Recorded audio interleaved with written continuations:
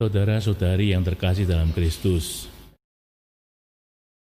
kita pernah mendengar pada hari-hari yang lalu bahwa Yesus datang bukan untuk meniadakan hukum Taurat dan para nabi, melainkan untuk menggenapinya. Dan bacaan hari ini adalah salah satu dari bagaimana cara menggenapi hukum Taurat itu. Kita tahu bahwa dalam kitab Ulangan, di mana ada diturunkan Dekaloh atau 10 perintah Allah, di sana salah satunya adalah jangan berzina. Tapi orang berpikir bahwa berzina itu hanya pada fisik. Tapi Yesus mengatakan bahwa siapa yang memandang seorang wanita dengan menginginkannya, dia sudah berbuat zina di dalam hatinya. Maka Yesus menegaskan bahwa yang sangat penting ketika melaksanakan aturan, ketika melaksanakan hukum, itu tidak hanya soal fisik, tapi soal hati, soal semangat, soal jiwa. Dengan demikian, maka ketika orang melaksanakan hukum, termasuk hukum Taurat, orang tahu sebenarnya apa roh hukum itu, jiwa hukum itu, semangat aturan itu apa.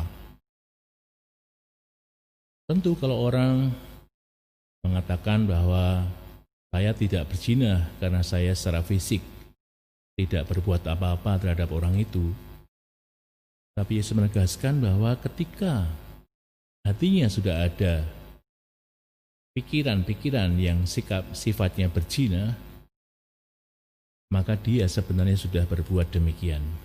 Maka dikatakan bahwa semangat dalam menjalankan aturan itu menjadi sangat penting, dan itu sebenarnya yang dimaksudkan oleh Tuhan. Bukan hanya soal menjalankan, tapi apa yang ada dalam hati orang, itulah yang juga sangat diperhatikan. Oleh karena itu ketika Yesus mengatakan, maka jika matamu yang kanan menyesatkan dikau, cungkailah dan buanglah. Jika tangan kananmu menyesatkan dikau, penggalah dan buanglah. Tentu maksudnya bukan harafiah seperti itu. Tapi maksudnya adalah segala sesuatu yang membuat kita berdosa atau yang membuat kita menjauhkan diri dari Tuhan harus disingkirkan. Bahkan juga hal-hal yang sangat kita cintai, bahkan sangat dekat dengan kita, yaitu tubuh kita sendiri.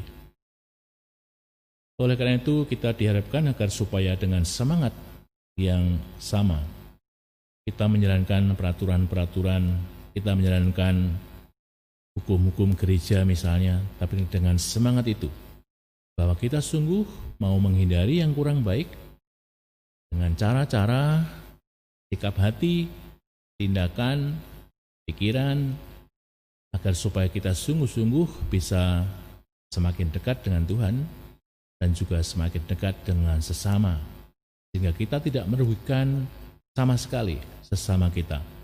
Bahkan lebih dari itu, kita berbuat baik kepada sesama kita.